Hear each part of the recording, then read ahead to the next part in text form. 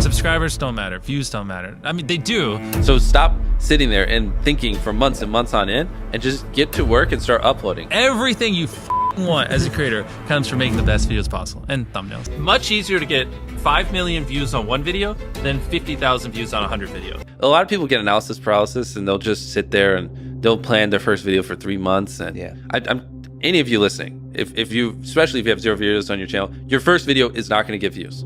Period. It's not. Your first 10 are not going to get views. I can very confidently say that. So stop sitting there and thinking for months and months on end and just get to work and start uploading. Like, all you need to do, this applies to people who have not uploaded videos but have dreams of being a YouTuber, is make 100 videos and improve something every time. Do that. And then on your 101st video, we'll start talking, like maybe you can get some views, but you know, your first 100 are going to suck. There are very freak cases like Liza Koshy or Emma Chamberlain who have really good personalities and it doesn't take them as many videos. And it's just like people who are 7'5" and making the NBA. Like, yes, there are freak cases you can find, but for the average person like us, you know, who don't have these exceptional personalities and, you know, backgrounds in filmmaking, just make 100 videos, improve something each time, and then talk to me on your 101st video. How do you improve something each time? The second one, just, I don't know, put more effort into the script. The third one, try to learn a new editing trick. The fourth one, try to figure out a way that you can have better inflections in your voice. The fifth one, try to, you know, study a new thumbnail tip and implement it. The sixth one, try to figure out a new title. There's infinite ways. That's the beauty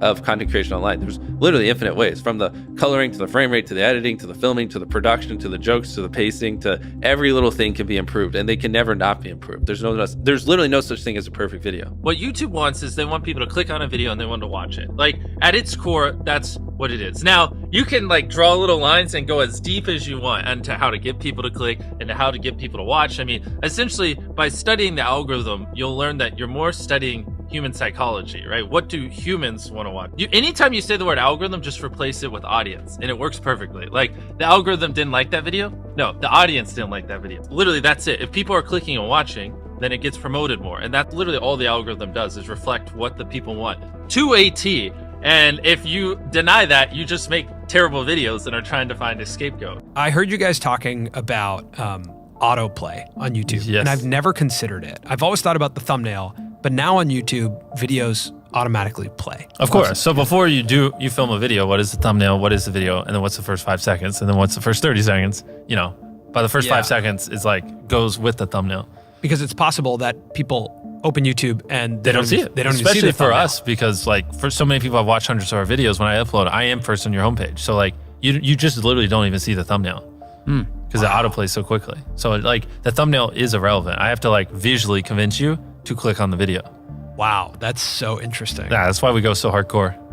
Dude, that's so crazy. So do you consider also captions in those first 5 seconds? Because Of people course, aren't all watching of it. with Yeah, audio. everything. Everything, yes, 100%. Wow. So those first 5 seconds, that hook is now even more important than it ever used to be. Oh, 100%. Yeah, before it was important because you had to convince people to watch. Yeah. Now you have to convince people to click and watch at the same time.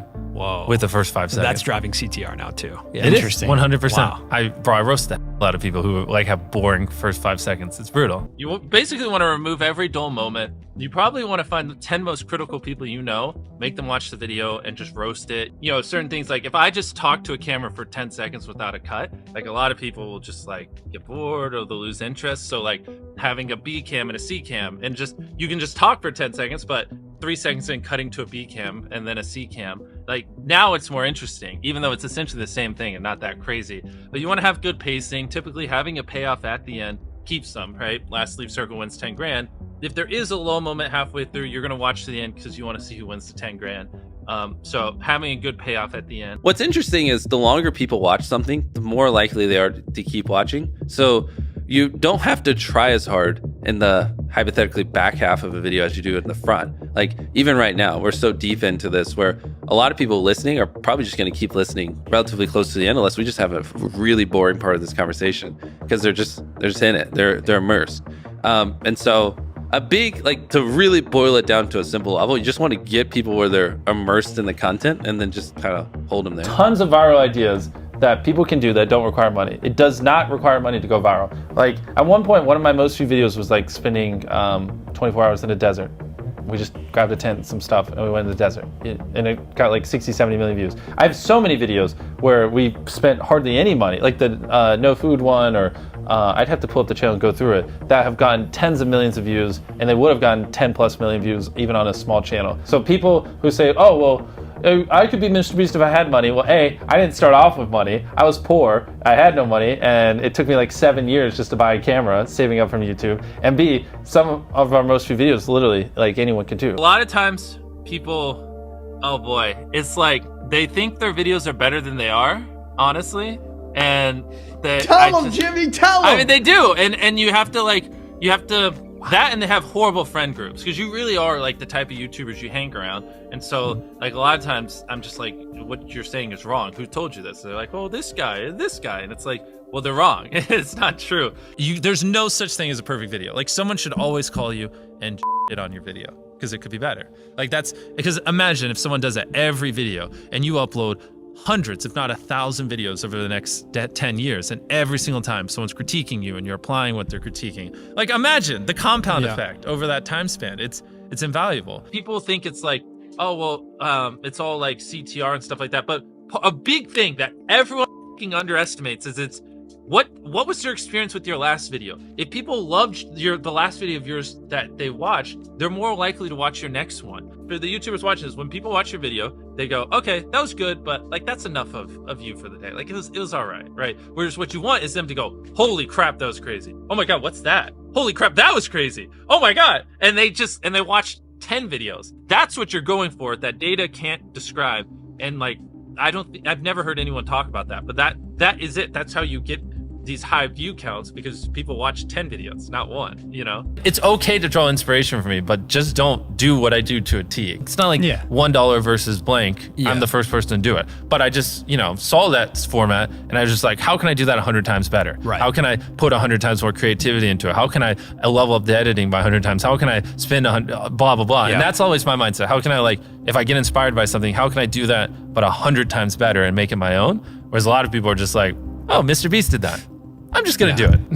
How often do you change a thumbnail on a video? Is that something, do you usually just stick with one, or you try different ones? Well, I think we get better at making thumbnails every year. So it's more, when I upload a thumbnail, I usually think it's good and I don't change it most of the time. But what happens is like 3 years later, I look back and I'm like, oh, that's a horrible thumbnail. And so it's usually like every 2 years we just go back and update a lot of our older thumbnails just because they're terrible. Just with like the new knowledge we have and what we've learned. And funny enough, that actually usually does help quite a bit when we update the thumbnails on old videos. They usually do see a little bit of an uptick, because they're just, if we take an old thumbnail where it's like seeing if whatever, like 100,000 magnets can stop a car, and it just looks terrible. And then with the new stuff, I know we zoom in a little bit so it's a little more visible and make things look better.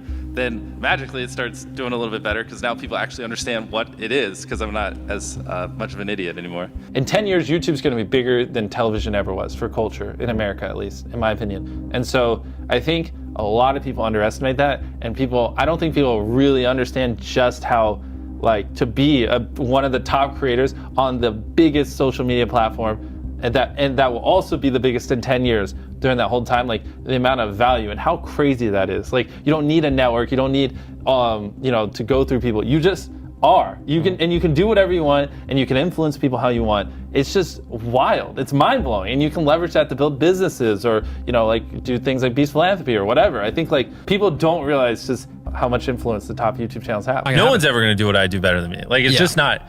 It's not even humanly possible. I reinvest every penny I make. Yeah. I work every hour I'm awake.